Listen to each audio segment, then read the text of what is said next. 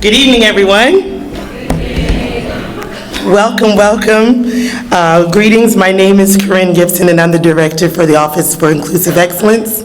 And on behalf of Slippery Rock University's Frederick Douglass Institute and the President's Diversity, Equity, and Inclusion Leadership Team, we welcome you to this year's Black History Month opening ceremony. We're going to ask you to rise as we will be led in the Black National Anthem by the Chosen Generation Gospel Choir. Ask everyone to please stand.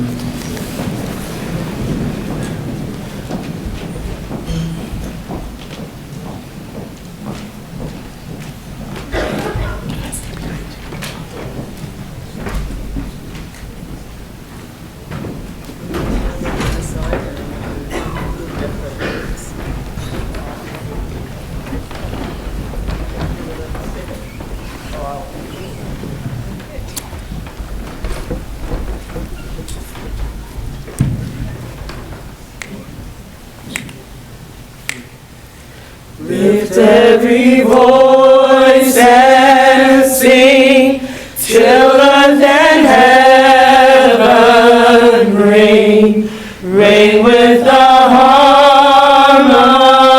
harmonies of liberty. Let our rejoicing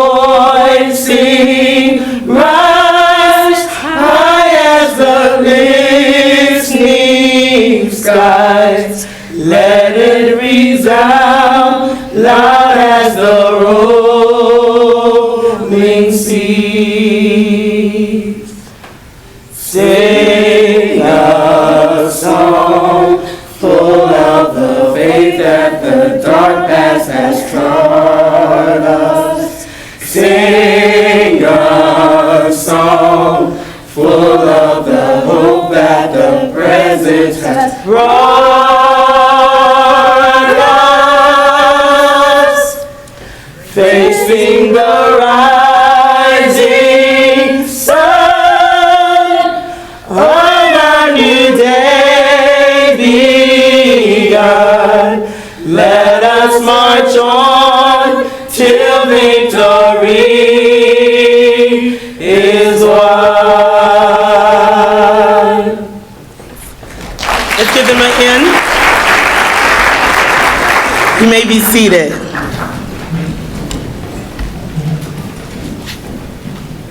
As we said this year, our Black History Month theme is Before and Beyond, Strengthening Our Foundation. We believe this theme is fitting because Black History Month is designed to serve as a continued celebration of the contributions, struggles, and achievements of Black people and the expression of their diversity, culture, and heritage. We are using the philosophy of the past plus the present equals our future. So we take this opportunity to be thankful to all of our ancestors, both known and unknown, who have paved the path we travel toward a world of more inclusiveness and equality. We acknowledge and we realize their struggle is part of our story, and we take time to appreciate all of their victories. Each hurdle, whether big or small, is important to remember.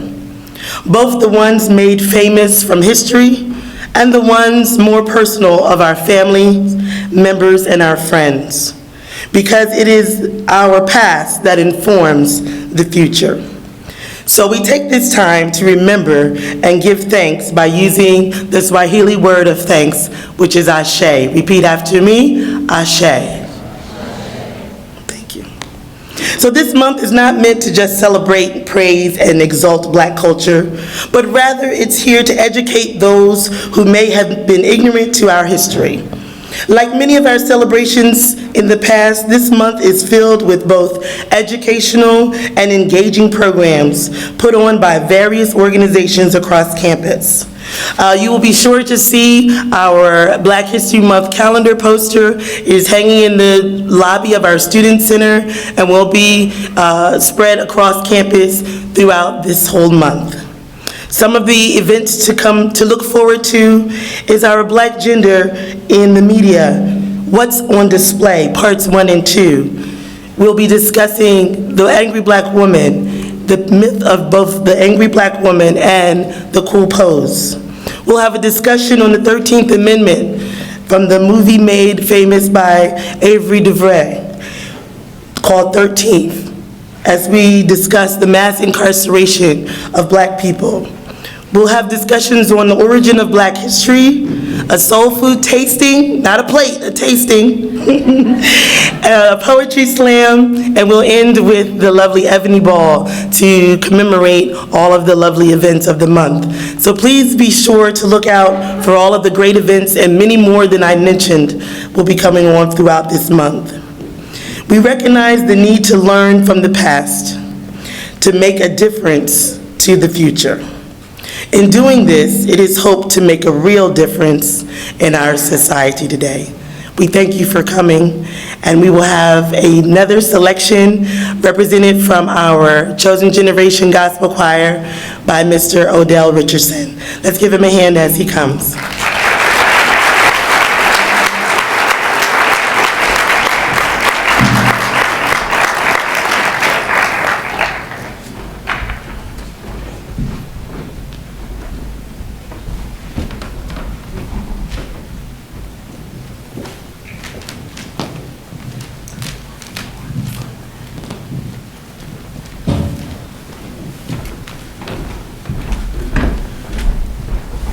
Hello, everyone.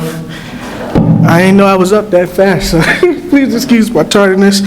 My name is Odell Richardson, public health major, senior here at Slippery University, and the president of the Black Action Society. Whew. Great is thy faithfulness.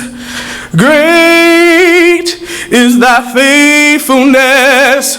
Morning by morning, new mercies I see.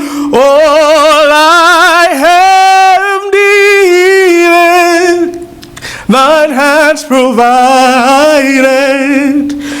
Great is thy faithfulness, Lord, unto me. Summer and winter and springtime and harvest, sun, moon, and stars in their courses above join with all nature's and mainful witness to thy great faithfulness, mercy, and love. Great is thy faithfulness. Great is thy faithfulness. Morning by morning, new mercies I see. All I have needed, thine hands have provided. Great is thy faithfulness, Lord, unto me. Pardon for sin and a peace that endureth, thine own dear presence to cheer and to guide, strength for today and bright hope for tomorrow. Blessings all mine, with 10,000s beside. Great is thy faithfulness. Great is thy faithfulness. Morning by morning, new mercy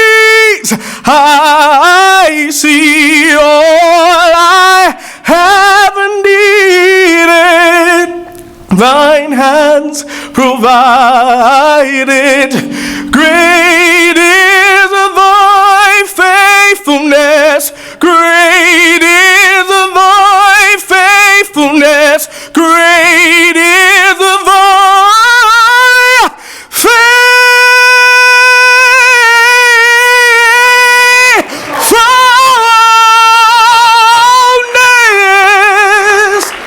Lord, unto me. Thank you.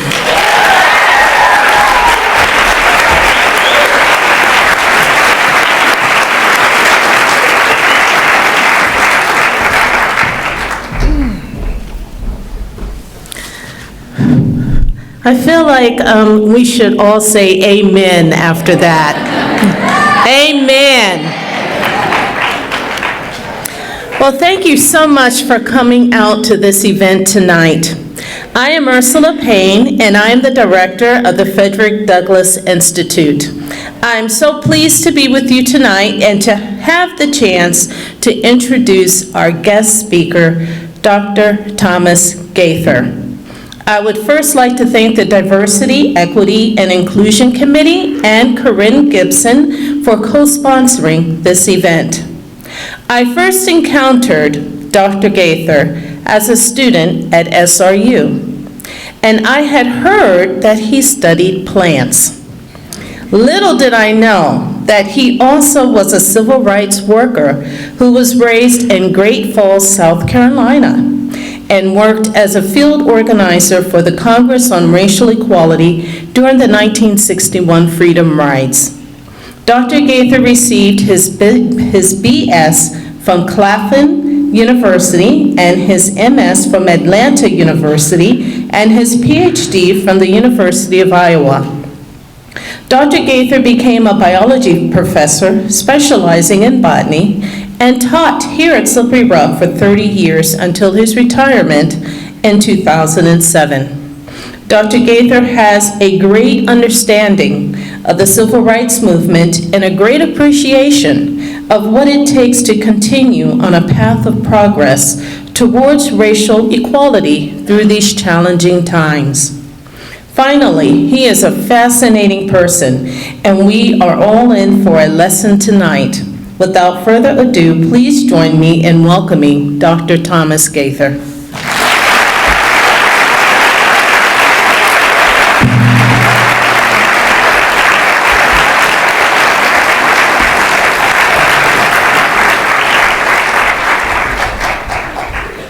I think that's your stuff, right? Thank you. Good evening. I do thank you for coming out this evening. We are favored by the weather, which is good, so we couldn't generate any excuses for not getting here based on the weather conditions. We are indeed fortunate, and it is my rare pleasure and privilege to be able to share a few moments with you this evening, talking about some things that are near and dear to my heart. I'd like to make it very clear, I'm not competing with the brother that just gave us Great is Thy Faithfulness. The spoken word and the word as it is sung are actually two rather different things. What I'd like to do is to spend the first part of the hour talking about some things that I think are pertinent to the contemporary political, socioeconomic schemes, things of that sort. And then I would like to show a video of a particularly important event in the modern civil rights movement. It was the protest that led to the jail, no bail phase of that movement. This particular phase of the movement, the jail, no bail phase, got a lot of publicity about 2.5 years ago. National and international attention, because the nephew of the judge that pronounced a sentence that set us to hard labor on the road gang in York County, South Carolina, had a change of heart. He said that we would be exonerated of any kind of omission, any kind of commission of a crime or something of that sort. So his famous statement was, we can redo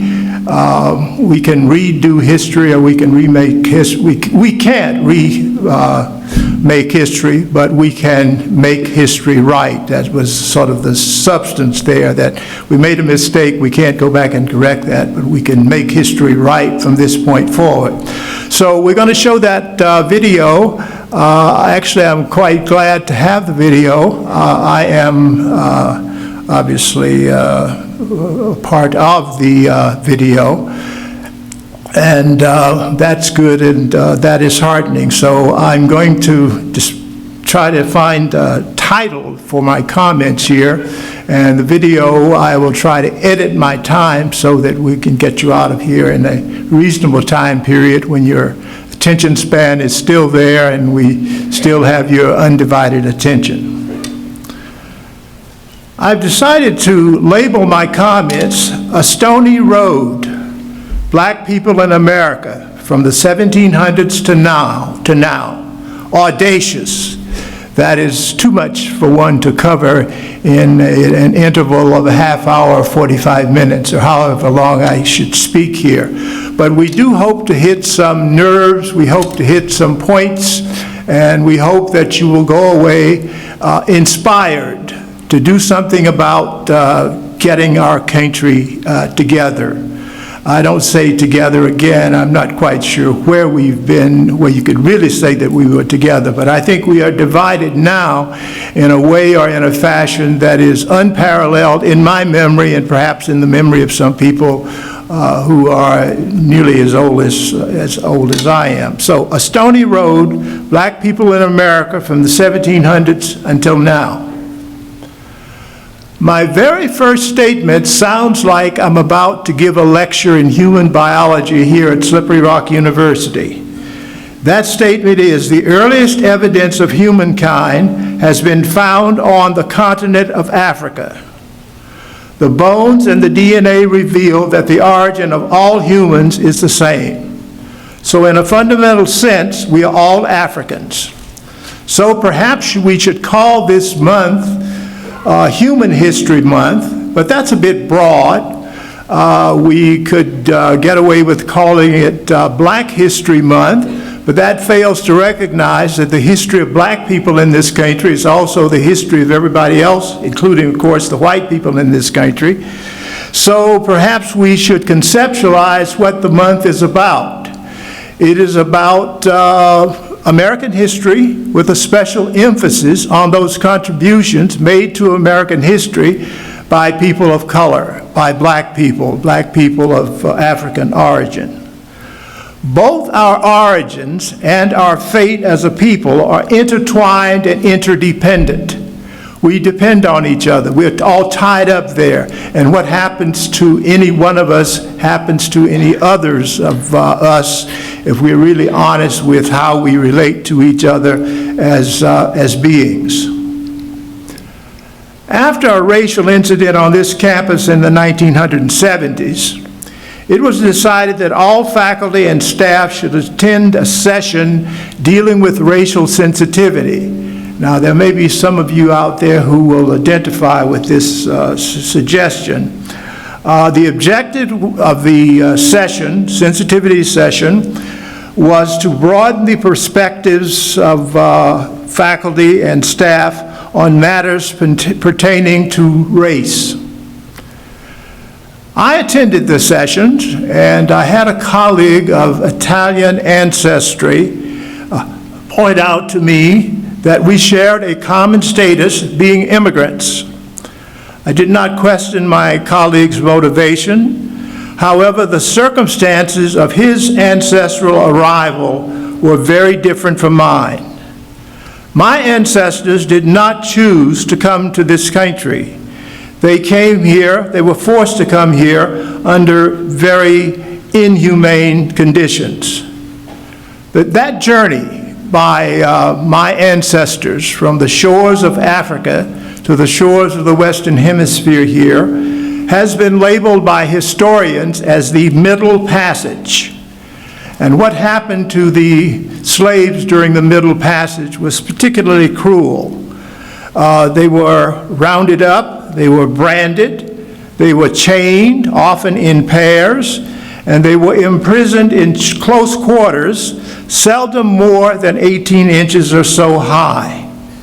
With restricted quarters and poor airflow, the stench was unbearable. There was minimal involvement of the crew in making sure that the airflow wasn't evident, because after all, they could go up on the deck and they just had to come down to do the, well, I suppose we could say the nasty things. The voyage took somewhere between 6 to 10 weeks. The killing of neighboring slaves was common, as was suicide. Dead slaves were simply tossed overboard. It was also frequent that the two slaves that were chained together, one died on the journey. This happened on the way to America involving my ancestors. When did this happen? Well, if we go back to the 1700s, this was the fate of 100,000 Africans per year. They were subjected to this horrific fate. If you care about contemporary race relations situations, the contemporary race relations situation in this country now, during this month where we commemorate the contributions of people of color to our contemporary society, what about selecting and reading some literature that is reflective of the Black experience in America? I looked at a listing of things that they were urging that people read in a list from the library the other day. Not a single thing saying anything or hinting anything about the Black experience in America. There are lots of very good things out there that you can read, and the more we know about each other, perhaps the more civil we can be to each other. But to have never encountered a person of the other race could be problematic when we finally do make that contact. One book that I would suggest to you is by a Pulitzer Prize-winning author by the name of David Shipler. David Shipler's book is called A Country of Strangers. This book deals with the psychological landscape where blacks and whites meet. It deals with the dimensions of stereotypes, racial discrimination, and those frequently invisible factors that inform black-white relations. It also deals with how black people view white privilege. You remember that when I started these comments, I said a stony road, black people in America. So we're going to be looking at some of the stones along this stony road, an appropriate title, by the way, given that we are speaking at Slippery Rock University. So we want to look at some of the stones along the road. Slavery was one of the rocks along the stony road for black people.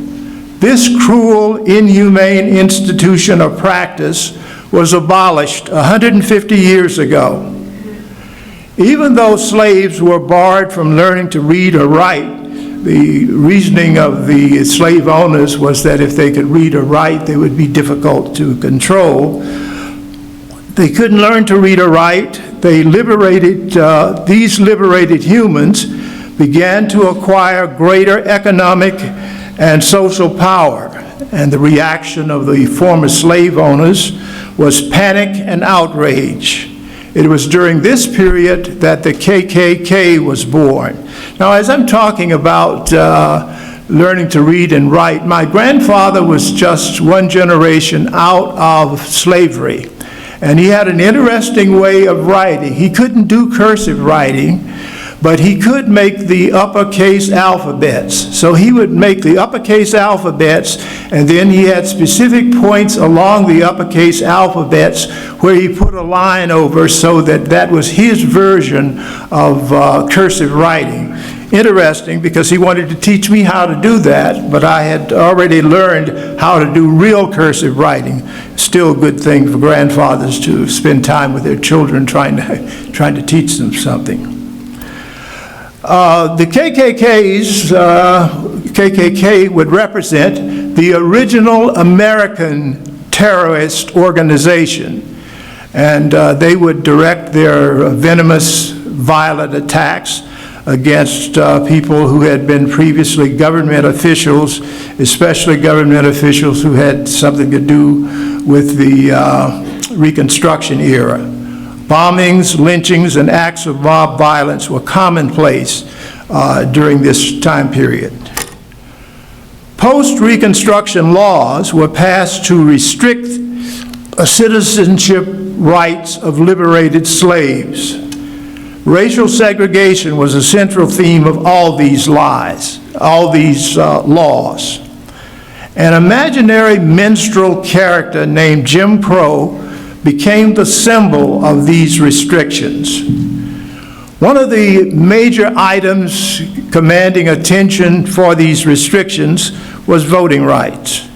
And in fact, in the 1960s, when I spent substantial time trying to go and convince African American people that they should register and vote, we would always hum this song, "Over the Southern ballot boxes sits Jim Crow upon his throne."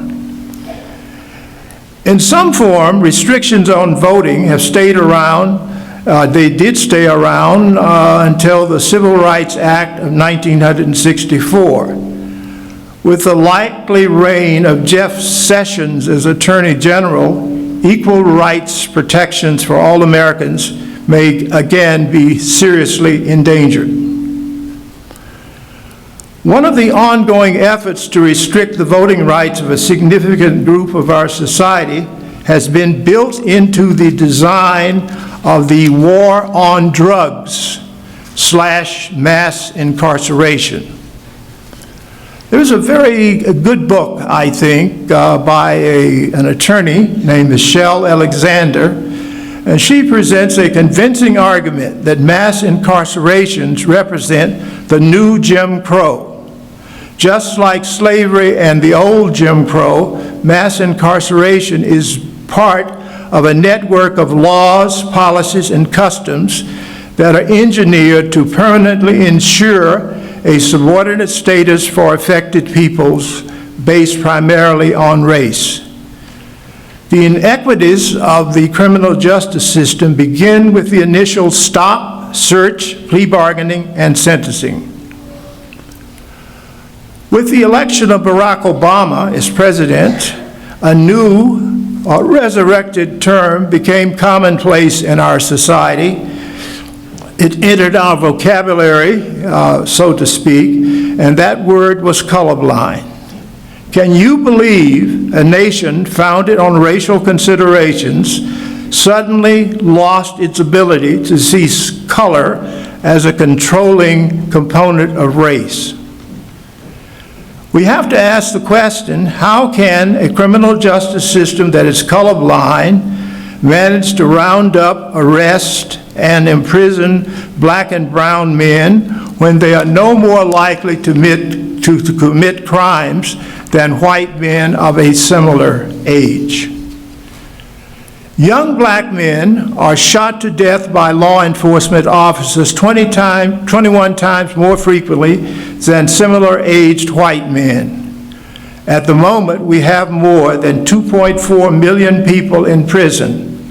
Black men, representing just 6% of the population, now represent approximately 50%. 6% of the population represent 50% of the prison population. In some large cities, 50% of the black men are under criminal justice system control. This dynamic, such a large number of black men under the CJS control, helps to make sure that similarly disadvantaged white men will not occupy the lowest rung on the economic ladder. After release, offenders are governed by laws and rules that literally ensure rearrest or discrimination that prohibits re-entry into the mainstream society. The negative impact of the criminal justice system may be as bad as the original Jim Crow. Black men are effectively demonized. In some sense, mass incarceration defines the meaning and the significance of race in America. Conversations about the criminal justice system must deal with legislation. It has to deal with the courts. It has to deal with the behavior of police departments. It has to deal with the schools. In short, it has to deal with every aspect of our daily lives. We as a society govern the criminal justice system. We are the ultimate say of what goes on in the system, and we permit this unjust system to operate. In fact, in the name of law and order, we condone the system. The recession of 2007 hit black people and poorer white people especially hard. In the gloom and the heartache, there was one sort of unintended, perhaps, desirable spinoff, and that was that we stopped building prisons for profit. Previous to that, prisons for profit was a big thing, and I'm sure there were investors who got the desirable return on their money. I want to switch now to talk about the modern civil rights movement. And we could not possibly convey anything very meaningful about the preliminary events to the modern civil rights movement. But there are two events that I do want to make mention of. Both occurred in 1955.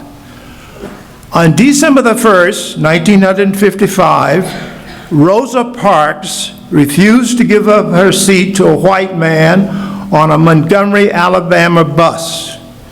This refusal led to the Montgomery bus boycott. The bus boycott galvanized a community, and it led to the rise of Martin Luther King Jr. as a major civil rights leader. The organizational arm of the Montgomery bus boycott became the Montgomery Improvement Association, or the MIA. The MIA would later morph into the Southern Christian Leadership Conference, an organization which is still around and has done a great deal of work in the civil rights struggle. At the same time that the people in Montgomery were boycotting the buses because they practiced segregation, one particularly brutal and impactful lynching occurred, and it involved a 14-year-old teenager from Chicago by the name of Emmett Till. Till was visiting relatives in Money, Mississippi. He was kidnapped and brutally murdered. His crime, making suggestive remarks to a white woman. I think that within the last couple of days, that woman has come forward to say that her testimony was not indeed accurate. I remember the last time we were in Mississippi for a reunion of Freedom Riders, there had been numerous efforts to get her to confess exactly what happened that led to this event, and it was still amazing to many of us that she was still essentially holding out. You'll recall that Jim Crow replaced slavery. First there was slavery, and then after the Reconstruction era and so forth, this Jim Crow makes the scene. Fighting Jim Crow could not be effectively done using traditional legal means.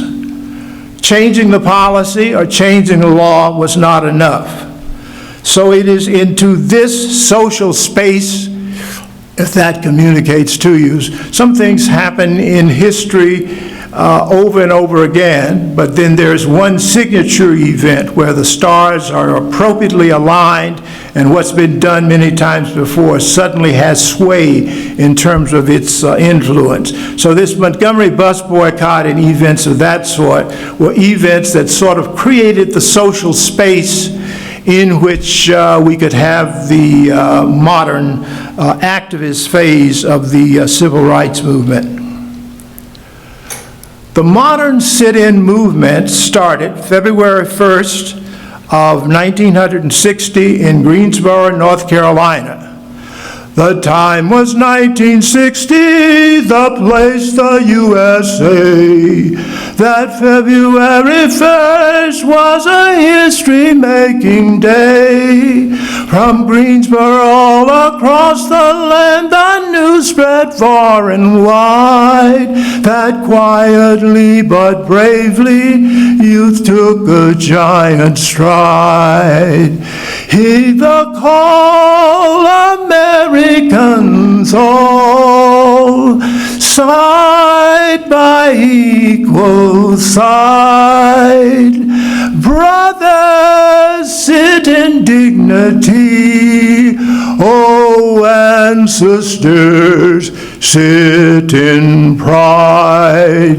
That's how I remember the sit-in movement as it started in 1960. In 1960, I was a college student at Claflin University in Orangeburg, South Carolina. The sit-in started in Greensboro, North Carolina.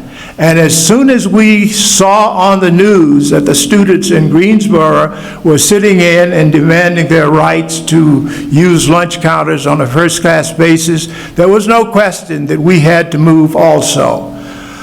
Claflin University is right across the fence from South Carolina State College. So we got busy and organized, started to organize for a sit-in. We had not the faintest notion of how one goes about organizing for a sit-in, but we had heard that there was a man named Jim McCain.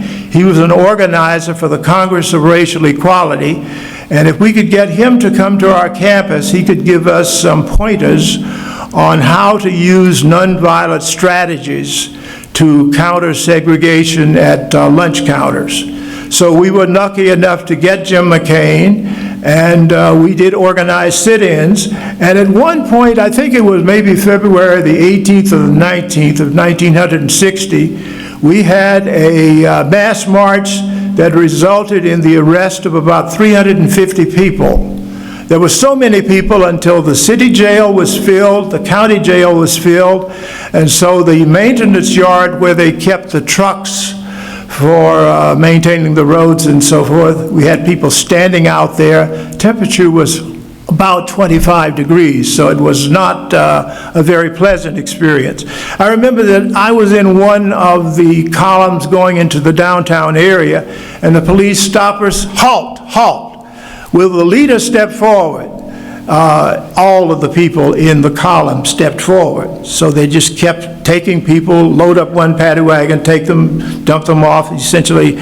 So that was one of my early experiences with the sit-ins. I wound up getting arrested in Orangeburg for really a rather strange reason. I could never figure out how the police departments got their information, but they knew you even if you had never met somebody who was on the police department. And so in this particular instance, I was actually just marching around the courthouse. No, at first I was standing talking to somebody from the NAACP. And they said, you have to move around. You can't just stand here. That's vagrancy. You're loitering. So I started moving around. I moved around a couple of times. They picked me up out of the line, took me to jail anyway. It's the dirtiest jail I've ever been in, and I've been in a number of jails in my time. Now, I became a leader in the movement because I was the campus president of the NAACP. And so it was natural for me to sort of go out of that position into being one of the organizers for the sit-in. After I graduated from college, I started working for an organization called the Congress of Racial Equality, a CORE. CORE, unlike the NAACP, was into doing activist kinds of things to call attention to and resolve issues of discrimination. So that's how I got to organize the young men that you will see on the video. I hope that that provides some introduction for us to begin with. And so the video is all set up and everything. The video point is very, very significant because we'd had large numbers of people who were arrested, but they always paid their fines. And it occurred to us that you pay the fine, you're supporting the system you're trying to break down. But it's a whole different step from being involved in the sit-in and being arrested, and being involved in a sit-in and being arrested, and then taking your personal suffering aspect of your faith and your belief to the point that you're willing to do hard labor on a road gang for 30 days. And so that's one of the things that we hope that you will come to appreciate as we look at jail, no bail, a very important phase of the modern civil rights movement.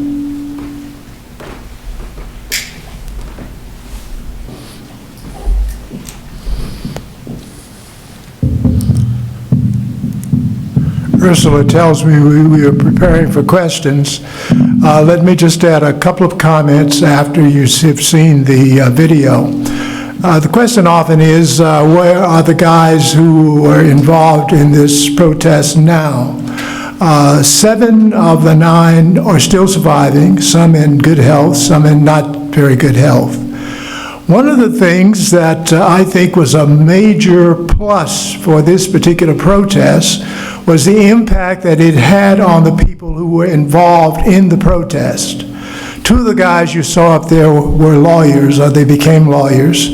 One became a minister, one a social worker. Guys like me went in an entirely different direction, but it was a transformation in the lives of the participants, as well as transformations and changes in the lives of the captains, as they were called. They were actually the wardens who took us out in the work details.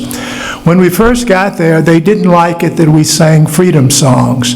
But by the time we left, they were listening to the freedom songs, and they were, I think, better human beings as a result of the experience.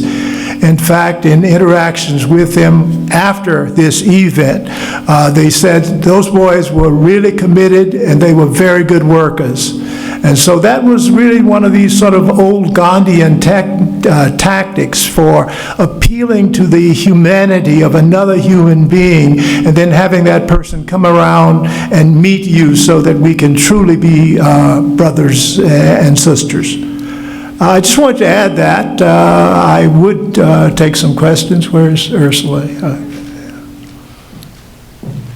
I could speak a long time about this, but I'm very happy that we are in a situation where there is the possibility of entertaining questions. Yes, Dr. Shotwell. I would like to ask the first question. I apologize for the length, but in light of your experience with the Friendship 9 and the treatment that you received, in light of your involvement both planning and participating in the Freedom Rides, in which friends and colleagues of yours almost lost their lives, almost burned to death in a bus, almost beaten to death at a bus station. In light of your experiences in organizing voter registration in Mississippi, when a friend of yours named Medgar Evers lost his life. Yes. How, Dr. Gaither, did you maintain through all those years and up to now your commitment to nonviolence? Where did you find the strength to maintain your commitment to nonviolence throughout all of that? I think it grows out of being raised in a Christian home where we saw the kinds of attributes that were put into action by Gandhi in the word and the message of Jesus Christ. And I never doubted that. It was what sustained me. I remember when some Freedom Riders were coming through Montgomery, Alabama. It was a man who was a professor of English at Rutgers University. And I was doing my little spiel with nonviolent direct action and talking about the philosophy and so forth. And I said to him, if you don't buy into this, you're going to find it hard to have the spiritual strength to get through what may happen to you on the Freedom Ride? Well, he said, well, you know, there are some of us who have alternative ways of reinforcing our spirituality. That was a little strange to me because I had not the exposure to accept the fact that we all have spiritual journeys, and the way we cope with them could be very different. I just couldn't envision how he couldn't adopt the one that I had, but he did very well as a Freedom Rider.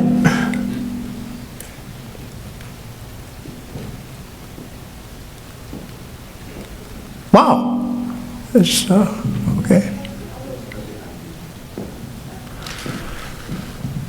Hi. Hi. I'm Leah. Hi, Leah. So, we're obviously at Slippery Rock University, and you are such a powerful activist.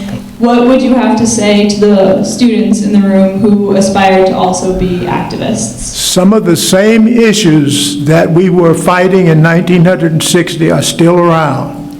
I'm not one who prescribes how you should respond to those issues. I would simply say, whatever you're going to do, make sure that your objectives are clearly stated and that you're nonviolent. The part of the whole movement of the 1960s that I embrace the most is the nonviolent aspect of it. Toward the end of the movement, before Dr. King was assassinated, there were acts of violence that were somehow peripheral to the movement. I tend to sort of see those as being things that happened, but it's not where my heart was when I was a participant in the movement. Find your passion. There are lots of things around that still need to get done. This business of getting us together, politicians are not going to get us together. We can get ourselves together. And once we are self-assured about what it is that we believe in, and we are willing to sacrifice for that, we can sort of kiss the politicians off and get around to doing things that we're proud of as Americans.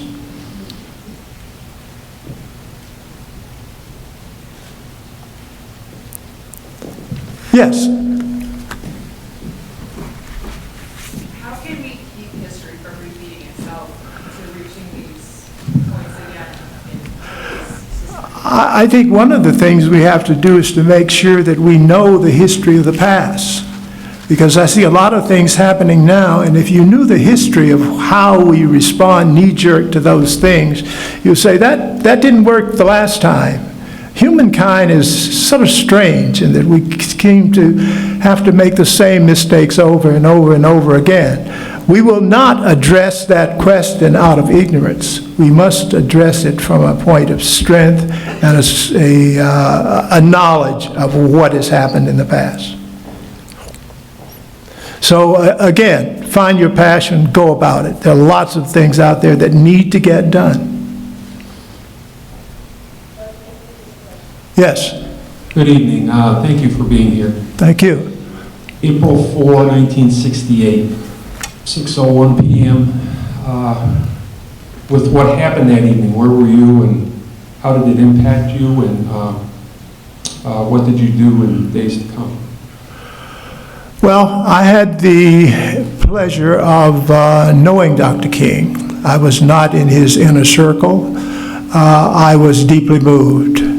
I think that I was moved because I detected that from that point forward, there would be no single voice that spoke for Black America or for Black Americans. I think that as a circumstance of his evolution as a leader, Martin Luther King was uniquely poised to speak for the movement in a way that perhaps no one else has been able to speak or will be able to speak in the future. Because if you're talking about Black America now, Black America is not a monolithic culture. There are various groups of African Americans, and if you ask who speaks for Black people now, it seems as if we've always had this thing that Black people have to have a leader. You ask for any other kind of group in the country, they are not expected to have a leader, so we do. And I was deeply moved, and very much a great deal of respect for Dr. King and what he stood for, and especially his insistence on trying to fuse the Judeo-Christian heritage with nonviolence, and then to use that as a strategy for addressing social problems.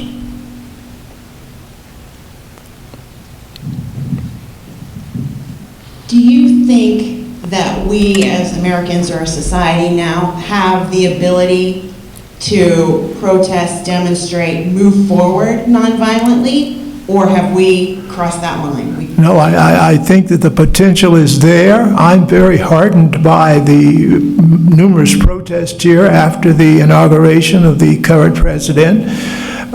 There's a lot of focus that we need to make sure is maintained, but we need to translate that activism that we see in the streets into tangible things like becoming qualified electors, running for office, and getting at the things that these demonstrations are trying to appeal to.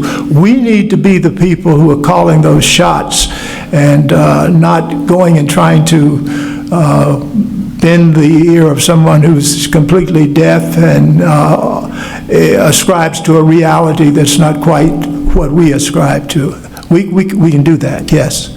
There can be, I wouldn't say it's a Gandhian nonviolent revolution, but maybe we don't have to go that far to make some really meaningful changes in the way we relate to each other as people and as Americans. Way in the back there.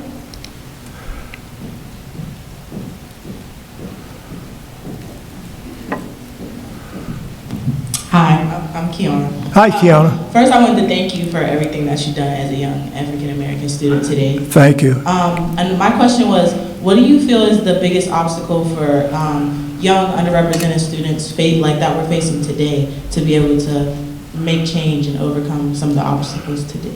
Well, I mean, the challenges are out there.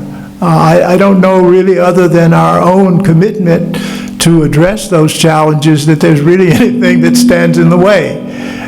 We could have found things that stood in the way in the 60s. We chose not to.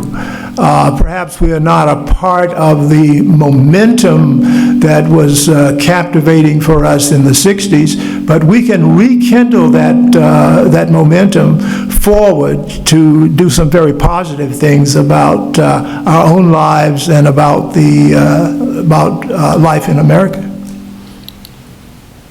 One final question?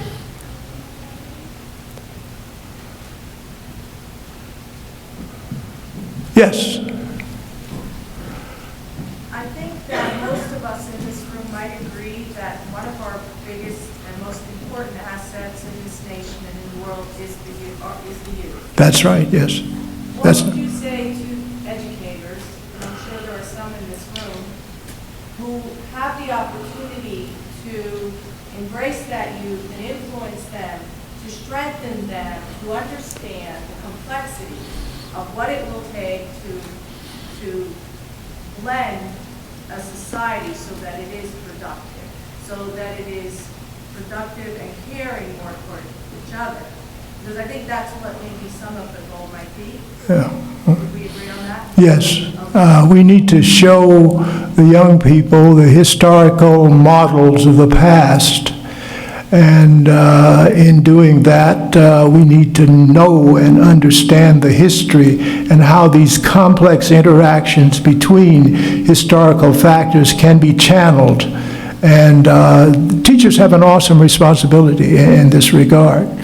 I've often thought that teachers have so much on their plate, but you talk to the average person, we don't want to pay them anything. I mean, they're extremely important, at the very center of what we are as a people, not only now, but in the future also. Okay, that concludes our program. Thank you for coming out tonight.